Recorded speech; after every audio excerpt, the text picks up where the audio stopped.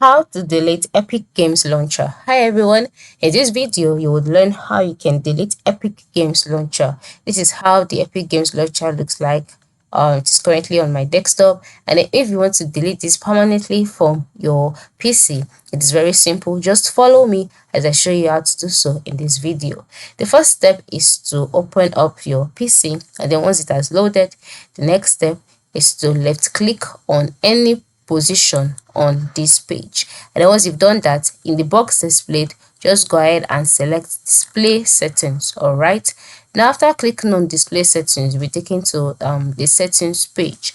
On this page, move to the left side of the screen where you can see a menu displaying options like home, system, Bluetooth and devices, network and internet, personalization, apps. Just go ahead and select apps. After selecting apps, the apps page will be displayed. On this page, just go ahead and click on installed apps. Now here you see a list of apps that you have installed on your device already. So you can just navigate through and locate Epic Games. All right, so this is it. But if you don't want to do that, you can just go up here and then search out the app. Whichever method is fine. Then once you've done that, or once you've selected or located the Epic Games Launcher, move to the right side of the screen and then click on the three dots you can see. Once you click on these three dots, you can see the option on install.